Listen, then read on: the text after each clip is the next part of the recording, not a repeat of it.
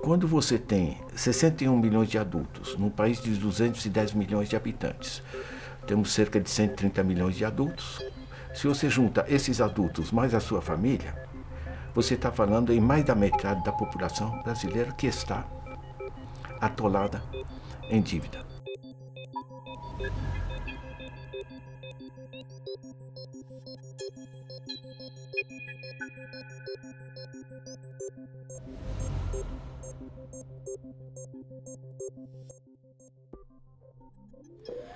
O superendividado não tem cara, cor, idade, não, pode ser qualquer um de nós.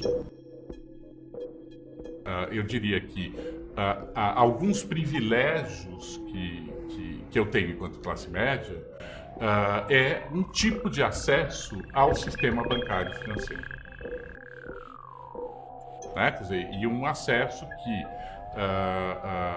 pode me fazer vulnerável a esse sistema, como aliás já me fez. E quando a pessoa se superendivida, ela perde totalmente a dignidade. Eu estou saindo da economia, eu deixo de ser um consumidor.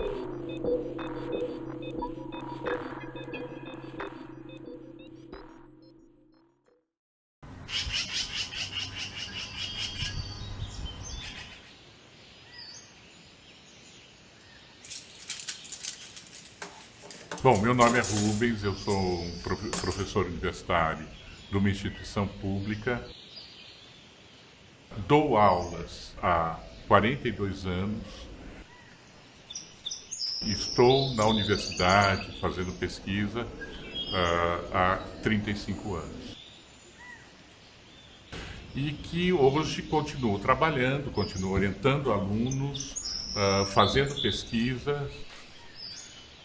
E eu sinto o seguinte, à medida que eu fui ganhando mais, né, eu também começava a receber mais ofertas dos bancos e do sistema financeiro.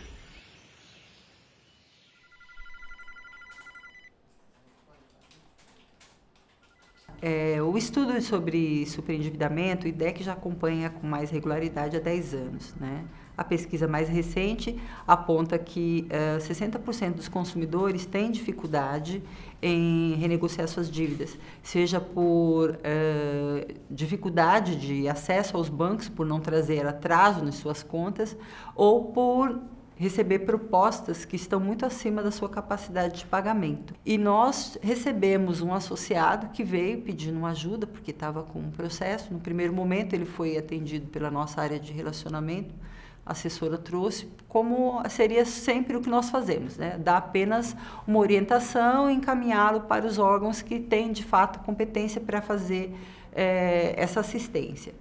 Porém, o caso desse associado nos chamou muita atenção pelo tamanho do endividamento que ele possui e pelo perfil, né, socioeconômico que ele apresenta. Então, por ser uma pessoa muito qualificada, com uma renda muito acima da média da população brasileira,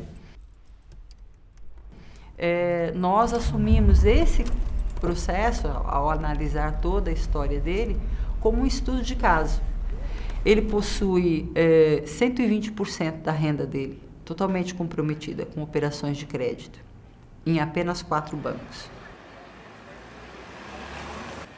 O alarme já estava acendendo há muito tempo, mas a coisa acontecia do tipo assim, eu preciso arranjar uma solução e ir a algum órgão e procurar alguma ajuda, e aí olhando um pouco pela internet, né? Quer dizer, essas questões. O que eu sinto é que esses empréstimos, eles foram, num determinado momento, sendo trocados por outros empréstimos, né? Quer dizer, em que o próprio banco dizia assim, olha, agora baixou a taxa de juros, então vamos pegar, você pega um troco, você paga o cartão de crédito, o cheque especial, né? E, de repente, aí passando mais um tempo, isso começou a ocorrer numa velocidade muito maior.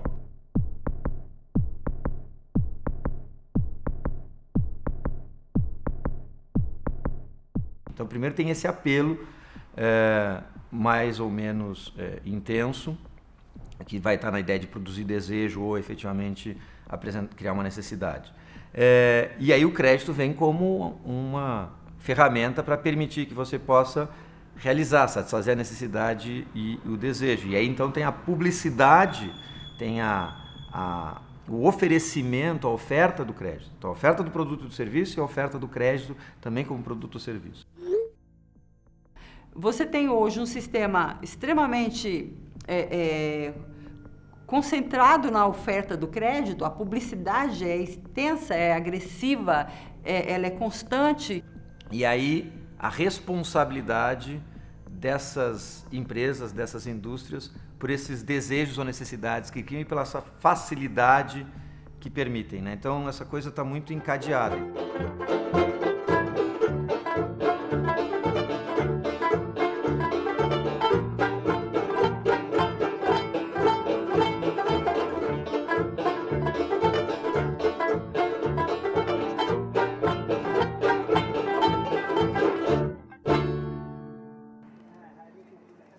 A primeira leitura que nós fizemos é uma pessoa que tem descontrole financeiro, né? Foi a primeira, é um consumista.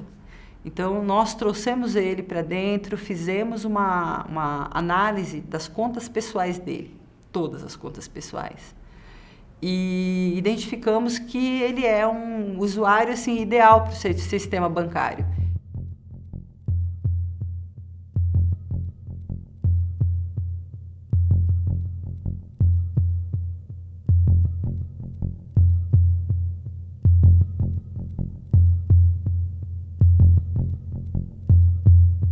Ele paga tarifas, ele paga seguro de residência, ele paga seguro de vida, ele paga seguro de proteção às operações de crédito, ele paga título de capitalização, ou seja, ele não tem investimento, mas ele paga todos os produtos que um banco oferece.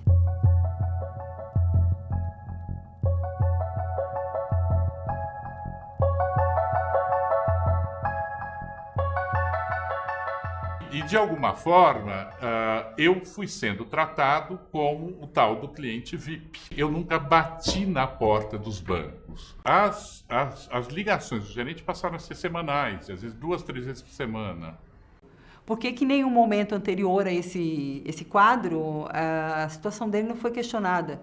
E ainda dentro dessa história, desse processo todo, os bancos continuaram ofertando crédito. Assim, ele tem crédito, ele recebeu cartão de crédito, ele recebeu proposta de aumentar o limite do cheque especial para ter mais espaço. Quer dizer, nunca se falou, quer dizer, eu não sei, eu acho que deve ter um treinamento, inclusive dessa nova geração de gerentes, para não falar em riscos, não falar em coisas negativas. O gerente de crédito, ele tem um bônus, que vai depender de quanto ele conseguiu empurrar, né, de um conjunto dos penduricalhos, um seguro aqui, outra coisa. Certo? O processo decisório interno do banco, em que você tem um gerente sorridente, mas que te ferra, né, não é por maldade do gerente, mas por causa do sistema. Ele sempre conseguiu fazer esses ajustes e conseguir pagar. Porque, de fato, não podemos dizer que não. Ele fez isso por 3 anos, quase 3 anos e meio. Então, realmente, ele fez um processo de manter a sua vida sem gerar inadimplência, mas isso não quer dizer que ele teve qualidade de vida financeira. Na verdade, ele não teve nenhuma. Porque ele transferiu a renda dele ele deixou de ser um consumidor, porque ele passou a ser um consumidor de crédito, a realidade de boa parte dos consumidores. Ao você manter linhas de crédito constantes, sem objetivo, por que eu estou tomando crédito?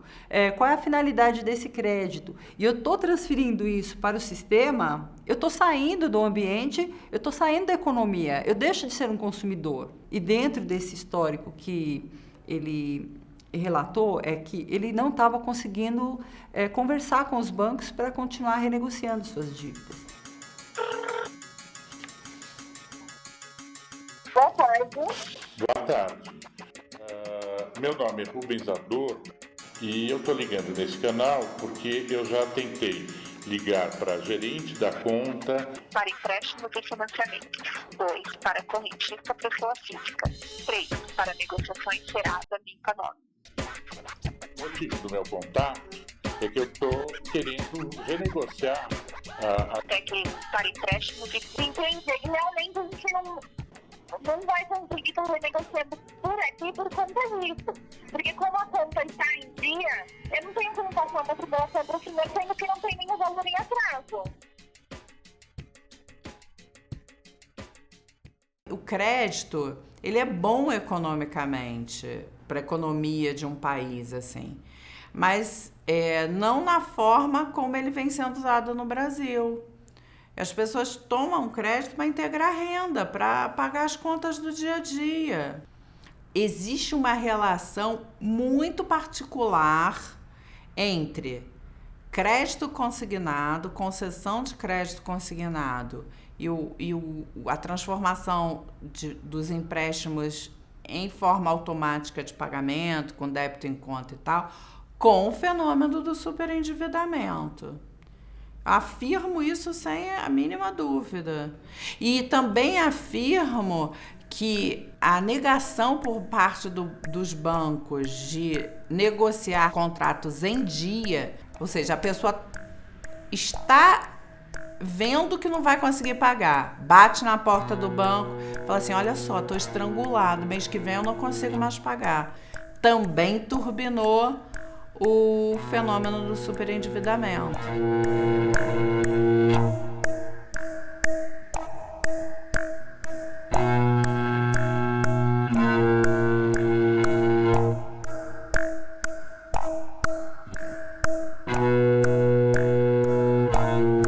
Os empréstimos que a pessoa não pode inadimplir são os mais graves.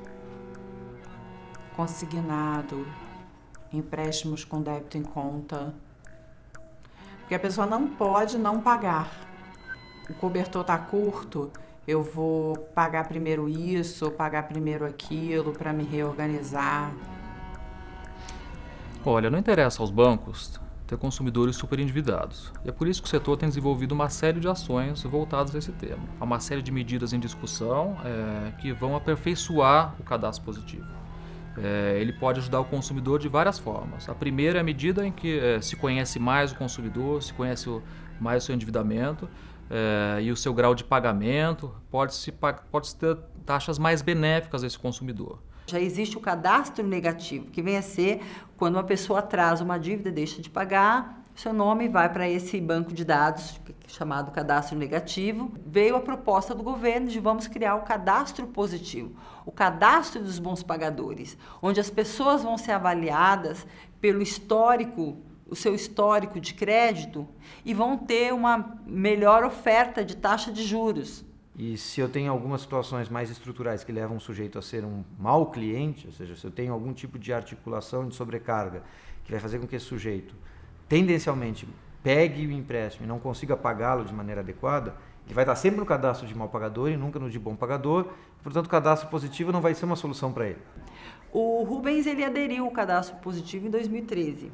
Mas ele está dentro dessas condições, ele está lá no cadastro positivo, em tese todos os bancos tinham acesso à sua ficha e de qualquer maneira ele foi super endividado com taxas de juros baixas.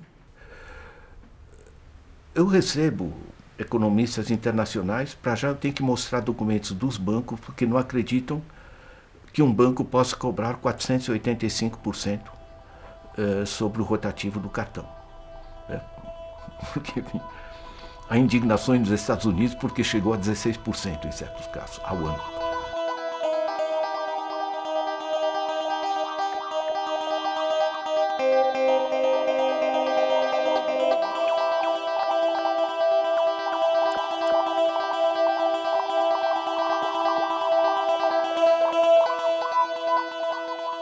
E esse processo dele, a gente passou a acompanhar também fisicamente, ou seja, nós fomos às agências bancárias onde ele possui a conta, apresentamos o histórico, falamos sobre a importância de haver um meio para renegociar a dívida, porque ele já não tinha mais condições e mesmo assim cada banco olhou inflexivelmente. As alternativas eram sempre revertidas na forma de mais créditos, mais créditos, mais créditos. Então, na realidade, o sistema financeiro se tornou uma forma dominante de extração do excedente das pessoas, da capacidade de compra das famílias, igualando ou superando o que se extrai das pessoas através da exploração salarial, da redução do salário, da redução de direitos. Ou seja, nós vivemos uma política de permanência das pessoas no mundo do crédito.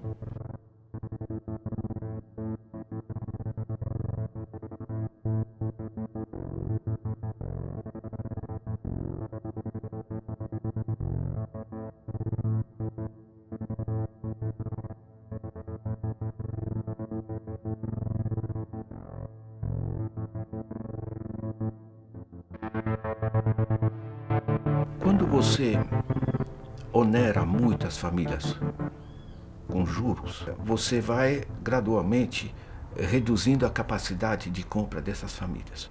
Os crediários não só não vão apresentar os juros ao ano, vão apresentar ao mês, não é? Como vão apresentar uma prestação que, aspas, cabe no bolso. Mas assim, no Brasil em especial, por conta da taxa de juros, que é muito elevada dos produtos, uma ou duas decisões financeiras erradas, a pessoa já está quase super endividada. Hoje você tem Banco do Brasil, Caixa Econômica Federal, Bradesco, Itaú, Santander, você tem 85% do mercado de ativos no país. Como é que os bancos organizaram um sistema tão surrealista de juros tão elevados? O raciocínio é muito simples, porque já estudamos isso para inúmeros setores que praticam sobrepreços. Nesse caso aqui, o sobrepreço é o juro, né? É cartel.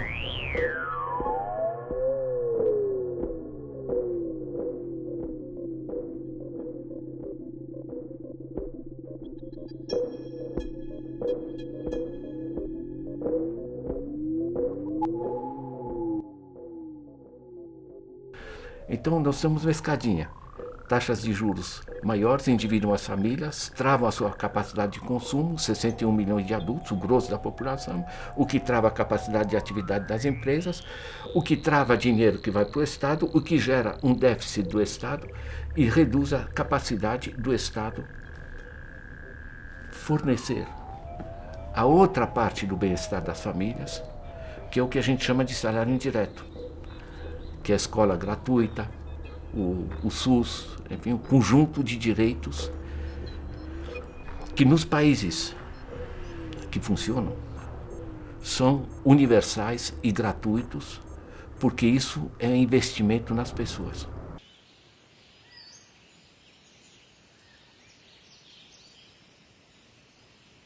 A minha última tentativa de resolver, né, quer dizer, o volume de empréstimo sobre empréstimo, empréstimo sobre empréstimo foi, então era vantajoso colocar, fazer aquele empréstimo com garantia de imóvel, né, quer dizer, e eu estou pagando. O próprio banco oferece para ele pagar o próprio banco uma modalidade de empréstimo que conseguiria tomar o único bem de família que ele tem. Ao passo que, se ele conseguisse ficar inadimplente naqueles outros créditos que não tem o condão de penhorar um bem de família, ele ficaria inadimplente e ponto. E morando na sua casa. E o banco oferece para ele resolver o problema com o próprio banco, uma modalidade de crédito que toma a casa dele. Má fé no mínimo, né? A gente não tem um órgão que regule a relação entre o fornecedor do crédito e o consumidor final. Não temos hoje uma lei que possa acolher o consumidor para tratar o superendividamento. O que nós temos hoje é muito distante ainda de um tratamento que vai trazer a estas famílias endividadas a possibilidade de sair desse ciclo. Política pública para reduzir superendividamento é o regulador, né, passar a penalizar os bancos que emprestam de forma irresponsável, trazer resoluções orientadoras da concessão responsável do crédito, não só punir, mas também orientar. Isso passa por autorregulação, isso passa por debate político, por debate de instituições preocupadas com os consumidores, de envolvimento de instituições preocupadas com o sistema financeiro, da academia, isso passa pelo judiciário, pelo legislativo, pelo executivo. Tem momentos que desse processo todo você vai se desesperando, né? Quer dizer, para mim é coisa muito assim, é o sono noturno, acho que a gente sente muito assim, quer dizer, e à noite que você começa a pensar, bom, e se acontecer tal coisa, e não sei o quê, e se me mandarem uma carta, se isso e aquilo, o que eu faço, né?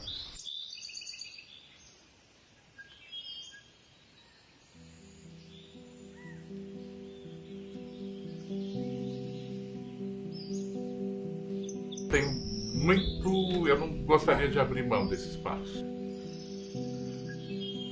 Cada objeto tem um pouco de história, um pouco de